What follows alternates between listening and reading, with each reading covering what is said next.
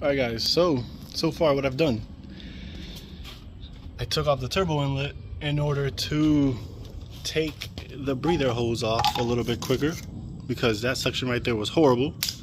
So that's out.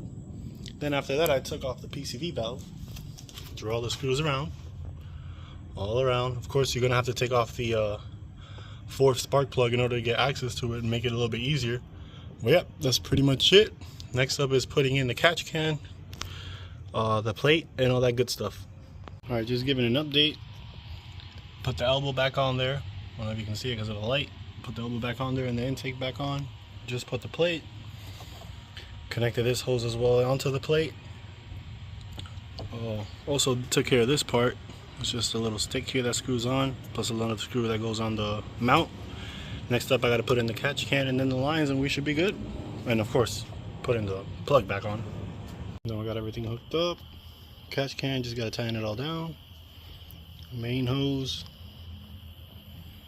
The other hose as well. All the way back to the turbo.